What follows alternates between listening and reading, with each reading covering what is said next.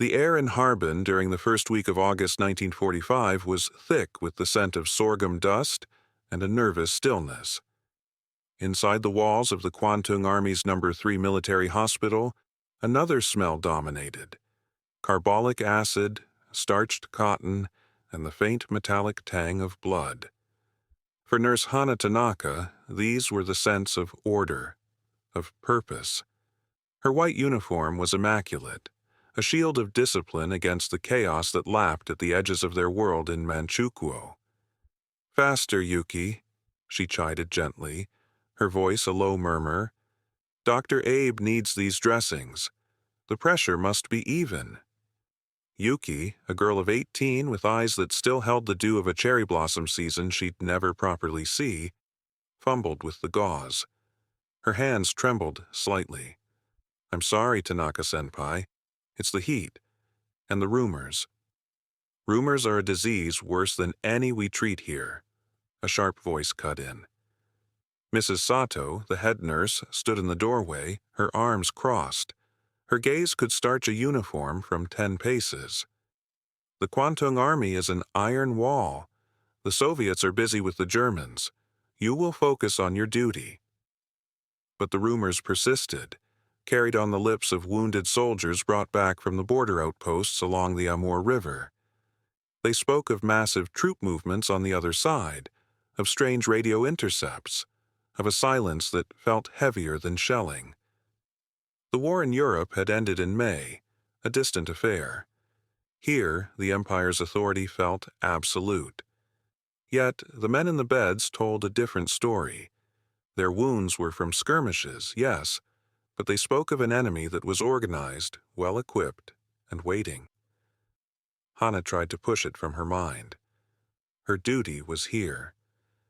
She moved through the long, sun-drenched wards, the rhythmic squeak of her shoes on the linoleum a comforting metronome. She changed dressings, administered what little morphine they had left, and wrote letters for men whose hands had been shattered.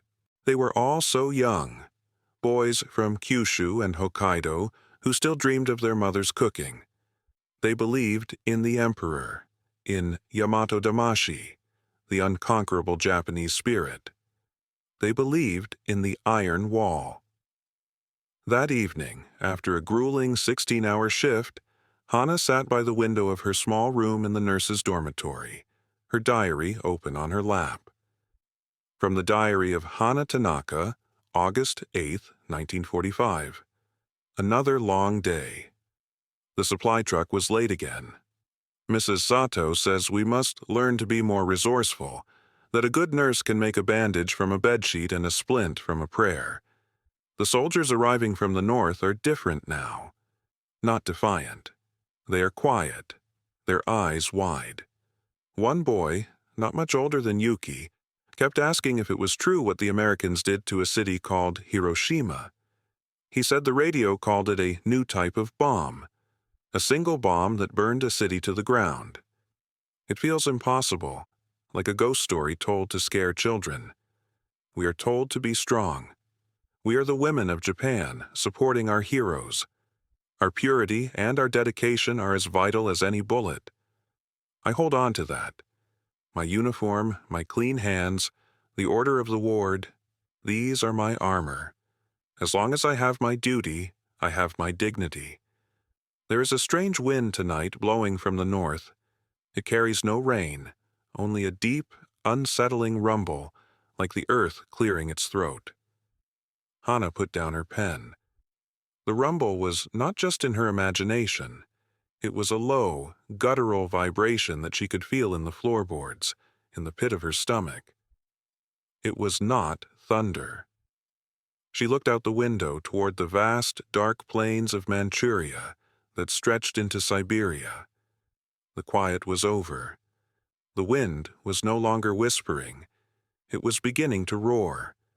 Somewhere in that darkness, under the command of a man they did not know, Marshal Alexander Vasilevsky, over 1 million men and thousands of tanks were moving. The Iron Wall was about to be tested. The dawn of August 9th broke not with light, but with sound. The distant rumble Hannah had felt in her bones had transformed into a continuous, deafening roar that shook the very foundations of the hospital. It was the sound of an apocalypse, the concussive blasts of artillery, the high-pitched scream of diving aircraft, and a deep, grinding vibration that spoke of immense weight and power moving across the earth. Chaos erupted in the hospital. The carefully constructed order of their lives shattered like glass. Mrs. Sato's voice, usually a sharp instrument of command, was now a strained shout against the din. "To your posts! Prepare for casualties! Yuki, stop staring and get more water boiling, now!" The first wave of wounded arrived less than an hour later. They were not the trickles from border skirmishes. They were a flood. Trucks and carts screeched to a halt outside, unloading men who were burned, shredded, and broken. These were not injuries from rifles, but from something far more terrible. Hannah saw men with their skin blackened and peeling from napalm, others with limbs torn away by tank shells, the air filled with screams that drowned out the distant explosions. "They came out of nowhere," a young lieutenant gasped, his face a mask of dirt and blood as Hannah tried to stop the bleeding from a deep shrapnel wound in his shoulder.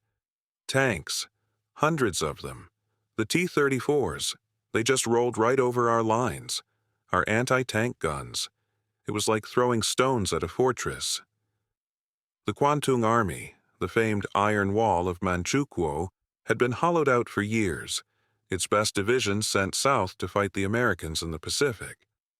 What remained was a shell, manned by raw recruits and undermanned garrisons. They were facing the full, hardened might of the Soviet Red Army, fresh from its victory over Germany. Under Marshal Vasilevsky's master plan, 3 massive army groups were executing a pincer movement, a blitzkrieg on a scale the region had never witnessed. Hannah worked with a numb, frantic energy. Her pristine white uniform was soaked in blood within the hour. She, Yuki, and the other nurses became automatons of mercy, moving through a landscape of hell. They ran out of morphine by noon. By mid-afternoon, all the bandages were gone, and they were tearing up bedsheets, curtains, even their own spare aprons. The hospital corridors were lined with groaning men on stretchers, the floors slick with blood. Mrs. Sato, her face grim and pale, directed the triage, making impossible choices. "This one is too far gone," she'd murmur, her voice cracking. "Focus on the ones we can save." From the testimony of Soviet Major Ivan Morozov, 5th Army, 1st Far Eastern Front, we crossed the Ussuri at night. There was fog, thick as milk, and our combat engineers worked in silence. The Japanese were not expecting it. Their intelligence was poor. By sunrise, our tanks were 10 kilometers inland. The resistance was sporadic, fierce, but uncoordinated. We had learned in Stalingrad and Kursk how to break an enemy. It is a science of steel and fire. You do not stop. You do not slow down. You punch through and encircle. The famous Kwantung Army. It was a ghost. We were fighting the memory of an army, not the army itself. I felt no glory, only a weary determination. Every kilometer we advanced was 1 kilometer closer to home.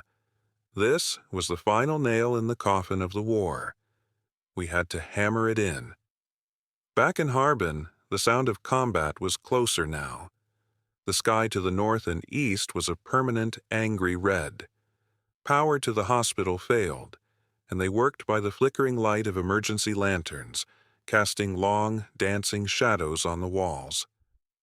Late in the evening, a high-ranking officer from the Kwantung Army Command, his uniform torn and his face gray with exhaustion, stumbled into the main hall. He found Mrs. Sato. "The front has collapsed," he said, his voice hollow. "The Soviet spearheads are less than 50 kilometers away. The city will not be held. The Emperor—" He trailed off, unable to speak the unthinkable. The Emperor's divine will had been broken by steel. Hannah, refilling a water basin nearby, froze. All the blood, the screams, the work, it was for nothing. They hadn't been supporting a victorious army. They had been patching up the first victims of a slaughter. "What are your orders for us?" Mrs. Sato demanded, her voice shaking with a rage born of despair. The officer looked at her, at the exhausted nurses, at the dying men filling every inch of space. He had no answer. There was no plan. There was no organized retreat. "Survive," he whispered, then turned and disappeared back into the smoky night. Hana looked at Yuki, who was leaning against a wall, silently weeping, her face smudged with soot and tears. The iron wall had not just been breached. It had never really been there. They were alone, trapped. The roaring tide was coming for them. The cacophony of war did not end with a final decisive bang.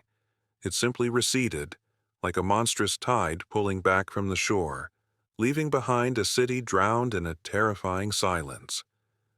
For 2 days, the staff of the No. 3 military hospital existed in a state of suspended animation.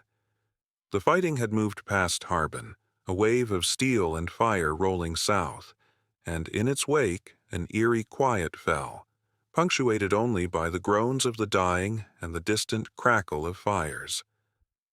Hana and the other nurses continued their work, driven by the ghost of their former discipline. They had no orders, no authority, and dwindling hope. They were simply women in a ruined hospital, surrounded by the remnants of a shattered army, waiting. The waiting ended on the morning of August 11th. The sound was not of explosions, but of rhythmic, heavy crunching. Tank treads on pavement. A shadow fell over the hospital's main entrance. Hana, who was trying to clean a wound with a rag and boiled water, looked up to see the silhouette of a T-34 tank blocking the street, its long cannon pointed toward the sky like an accusatory finger. Soldiers fanned out from behind it, their submachine guns held at the ready. They were cautious, their movements economical, their faces grim and smeared with the dust of the Manchurian plains. Yuki let out a small strangled cry and shrank behind a bed. Mrs. Sato, however, stood tall. She walked to the entrance, her back ramrod straight, and planted herself in the doorway.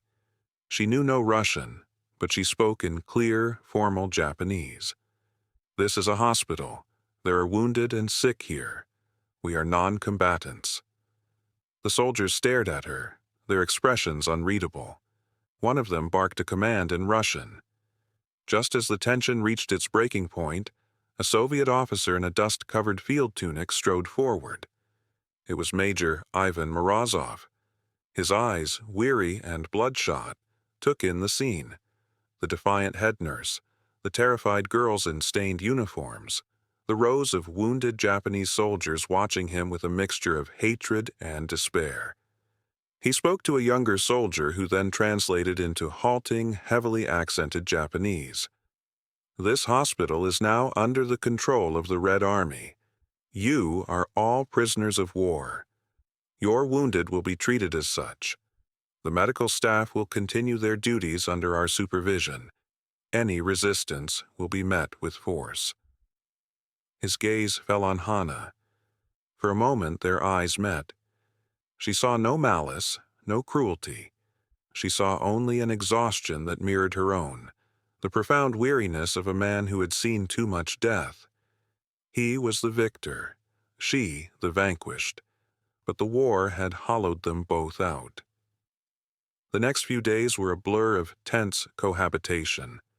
Soviet medics, brusque but professional, worked alongside the Japanese nurses, bringing their own supplies of sulfanilamide and proper bandages, which felt like a miracle. But the Japanese were prisoners. They were counted, registered, and confined to the hospital grounds.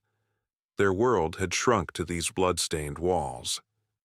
On August 15th, a Soviet political officer set up a radio in the main hall. He tuned it until he found a crackling, distant broadcast from Japan. The soldiers gathered the nurses and any conscious Japanese soldiers to listen. And then, through the static, A high-pitched, unfamiliar voice filled the hall. It was the Gyokuon Hoso, the broadcast of the Jewel Voice. It was Emperor Hirohito himself. Hana had never heard his voice. No one had. He was a god, a symbol, not a man with a voice that could be captured by a machine. He spoke of a new and most cruel bomb, of the untenable war situation, and of the necessity to endure the unendurable and suffer what is insufferable. He was announcing Japan's surrender. A collective gasp went through the Japanese listeners.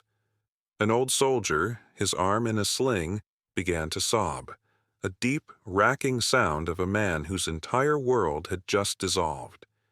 Yuki collapsed to her knees. Hana stood frozen, the words washing over her. The divine mandate was gone. The sacrifices, the suffering, the deaths of the boys in her ward, the ultimate justification for it all had been revoked by the very God they had served. They had not failed the emperor. The war itself had been lost. A profound, bottomless emptiness opened up inside her. That afternoon, the shift in atmosphere was palpable. The pragmatic cooperation soured. The Japanese were no longer enemy combatants. They were simply a defeated people, a problem to be managed. A Soviet lieutenant, under orders from Morozov to sanitize the facility and search for hidden weapons, led a squad into the nurses' dormitory. They were rough and impersonal, overturning beds, emptying drawers. Hana watched in cold silence as a soldier picked through her few personal belongings. Her diary, a photograph of her parents, a small wooden comb. Then came the final order, delivered by the translator with cold indifference. For hygiene and to prevent the spread of disease, all excess personal fabrics will be confiscated and burned. You will retain your uniform and one change of undergarments. Place everything else in the pile. Now. The nurses looked at each other in horror. Their spare kimonos, their personal towels, their shiitake, the last intimate items that belonged only to them. It was a violation deeper than the search itself. It was a stripping away of their identity, their modesty. Mrs. Sato started to protest, but the sharp metallic click of a rifle bolt being drawn stopped her. One by one, with trembling hands, the women added their belongings to the growing pile in the center of the room. From the window, Hana could see a bonfire being started in the courtyard. They were throwing their things into the flames, letters from home, small keepsakes, and the soft cotton undergarments that were the last private shield they possessed. It was not an act of hygiene. It was an act of subjugation, a declaration that they no longer owned even their own bodies. They were property now, and this was just the beginning. The surrender of Japan did not bring peace. It brought a new kind of war, a war for survival. Within a week of the emperor's broadcast, the nature of their captivity changed drastically. The pretense of a functioning hospital evaporated. Able-bodied Japanese soldiers were marched out under heavy guard, their destinations unknown but whispered to be labor camps deep in the frozen north. The most severely wounded were left to their fate. For Hana, Yuki, Mrs. Sato, and the other nurses, the order came at sunrise, cold and absolute. "You are being relocated," the Soviet translator announced, his face impassive. "Pack what you can carry. You have 5 minutes." What was there to pack? They had their uniforms, now grimy and worn, and the single change of undergarments they'd been allowed to keep. Hana clutched her small diary, tucked deep in her pocket. It was her only remaining connection to the person she used to be. They were herded out of the hospital courtyard and into the chaos of Harbin's streets. The city was now fully under Soviet control. Red flags hung from buildings where the rising sun had once flown. The nurses were merged into a vast, shuffling column of humanity, thousands of Japanese prisoners. Not just soldiers, but colonial administrators, engineers, merchants, and their families. Men, women, and even some older children, all with the same hollow-eyed look of defeat. Their destination was the train station, but these were not passenger trains. They were cattle cars, dark, windowless, and foul-smelling. 50, 60, then 70 people were crammed into each car. The heavy doors slid shut, plunging them into suffocating darkness and instant despair. From the diary of Hana Tanaka, August 28, 1945. There is no air. The smell of unwashed bodies, of fear, is unbearable. We are packed so tightly we cannot sit. Yuki is pressed against me, shaking. She hasn't spoken since we left the hospital. Mrs. Sato tries to keep order, telling us to be calm, to conserve our strength, but her voice is thin in the dark. A man near the door collapsed an hour ago. He is still on the floor. We cannot move him. Is this what it means to endure the unendurable? We have no food, no water. We only have the rhythmic clatter of the wheels on the track, carrying us north, always north. The journey lasted for days that bled into one another. Twice a day, the train would lurch to a stop in the middle of nowhere. The doors would be thrown open, blinding them with harsh daylight. They were given a few minutes to relieve themselves by the side of the tracks under the watchful eyes of the guards, a communal humiliation that stripped away the last vestiges of modesty. A thin, watery soup and a piece of coarse black bread were shoved into their hands. It was never enough. Major Ivan Morozov stood at a rail junction near Chita, watching one such train pass. His orders were to facilitate the transport of POWs to the labor camps. It was part of the state's plan. Stalin had demanded reparations, not just in gold or machinery, but in human labor to rebuild the shattered motherland. Morozov watched the pale, desperate faces flash past in the narrow openings of the cars. He saw women among them. His orders made no distinction. He told himself it was necessary. He told himself it was justice for the years of Japanese aggression in the region. But the weariness in his soul deepened. This was not the clean victory he had imagined. This was a messy, grim business of managing human misery. The train finally vomited its human cargo onto a wooden platform somewhere in the vast, unforgiving landscape of Siberia. The air was bitingly cold, even in late summer. This was Tayshet, a name that meant nothing to them, one of many nodes in the sprawling network of the Gulag. Here, the final indignity occurred. Under the guise of processing and delousing, they were stripped of their identities. They were no longer Nurse Tanaka or Mrs. Sato. They were Prisoner 734, Prisoner 735. Their uniforms were taken away, replaced by quilted prison-issue telegraphic jackets and rough trousers, and then came the final item. They were ordered to hand over their last remaining undergarments for sanitation. The women protested, pleaded. It was the last thread connecting them to their former lives, to their sense of self, of womanhood. "It is for hygiene," the camp commandant shouted through a translator. "Lice spread typhus. Do you want to die of typhus?" A guard roughly grabbed a small silk pouch from an older woman. Out fell a few coins and a carefully folded pair of white cotton underpants, perhaps saved for a special occasion that would never come. He laughed, holding them up for his comrades to see before tossing them onto the growing pile destined for the delousing ovens. Hana watched, a cold, hard knot forming in her stomach. They had taken everything. Their hospital, their patients, their country's pride, their freedom, their names, and now this last, pathetic symbol of their private selves. She saw Yuki begin to cry, her thin shoulders heaving. But as Hana looked at Mrs. Sato, she did not see despair. She saw a flicker of something else in the older woman's eyes. It was a hard, unyielding fire. Mrs. Sato met Hana's gaze and gave a barely perceptible shake of her head. "Not yet," the look said. They have not taken everything. Not yet. In that moment, Hana understood. They could take their clothes, their possessions, their names.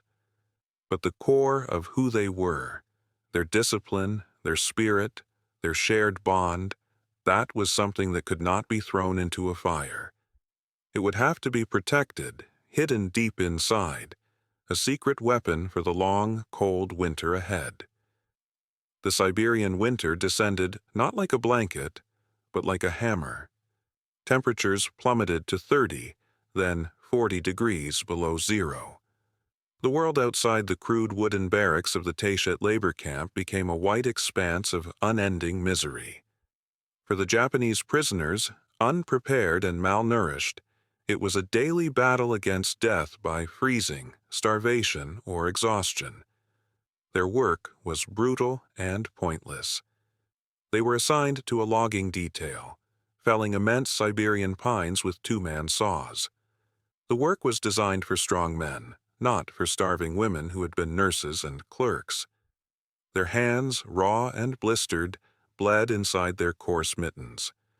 The biting wind cut through their inadequate telegraphic jackets, chilling them to the bone. Death became a quiet, constant companion. Each morning, bodies would be removed from the barracks, men and women who had simply given up in the night, their frail bodies finally succumbing to the cold or to diseases like dysentery and scurvy. Yuki was fading. The vibrant girl who had once trembled at the sight of a serious wound was now a hollow-eyed wraith, shuffling through her duties with a terrifying apathy. She stopped talking, her food often going untouched. Hana saw the telltale signs of despair that preceded death. "You must eat, Yuki," Hana would plead, trying to force a piece of her own meager bread ration into the younger girl's hand. "We must survive. To go home." "Home," Yuki whispered one evening, her voice a dry rasp. "There is no home, Tanaka-senpai. We have nothing. They burned it all." It was then that Mrs. Sato intervened. She gathered the handful of surviving nurses in a corner of the barracks, away from the prying eyes of the guards. Her face was gaunt, but her eyes held the same fierce authority they had in the hospital. "They burned our clothes," she said, her voice a low, intense whisper. "They took our names. They are trying to make us forget that we are Japanese women. They want us to become animals, fighting over scraps. We will not let them." She held up her hands. They were chapped and scarred from the logging work, but her fingers moved with their old, precise dexterity. "We were nurses. We brought order to chaos. We brought comfort to the suffering. That is who we are. It is not in a uniform or a name. It is here." She tapped her head, then her heart. "We will be nurses again." Her plan was simple and revolutionary. They would create a secret hospital within the barracks. Using their knowledge, they would fight the despair. Hana was put in charge of supplies. She learned to trade a sliver of her bread for a clean rag, to steal salt from the mess hall to create saline washes for wounds. Another nurse, who had a talent for observation, became their diagnostician, watching for the early signs of scurvy, bleeding gums, and lethargy. Mrs. Ato herself became the chief physician, her hand setting the broken fingers of a clumsy worker, her stern voice a tonic against the apathy that was more deadly than the cold. Their most important patient was Yuki. They forced her to take sips of watery soup. Hana would massage Yuki's frozen feet, talking to her for hours about home, about the scent of cherry blossoms in the spring, about the taste of her mother's cooking. She was not just warming her flesh, she was trying to reignite the spark of her spirit. From the recovered diary of Hana Tanaka, estimated date February 1946. Today, a small victory. Yuki smiled. It was a faint, fleeting thing, but it was a smile. We were telling stories of our training, of Mrs. Sato's impossible standards. For a moment, we were not prisoners 734 and 738. We were nurses. We have created a small island of order in this ocean of misery. Our uniforms were burned, our modesty stripped away. But they could not burn our knowledge. They could not take our purpose. This is our last, most intimate possession, our duty to one another. It is the one thing that keeps us human. It is the undergarment for the soul. Major Ivan Morozov, now a colonel in the post-war administration, reviewed the camp mortality reports. The numbers from Tayshet were grim, but he noticed an anomaly. In Barrack 12, the women's barracks, the death rate from disease was significantly lower than in the men's barracks, despite the physically demanding labor. He was puzzled. He attributed it to some unknown resilience, an anomaly in the cold calculus of the Gulag system. He never knew about the secret hospital, about the stolen salt and traded rags, about the stories whispered in the dark. Years passed. The Cold War hardened, and the fate of the Japanese prisoners became a footnote in geopolitical negotiations. But finally, in the mid-1950s, after Stalin's death, the survivors were repatriated. When Hana Tanaka finally stepped onto Japanese soil, she was no longer a girl of 22.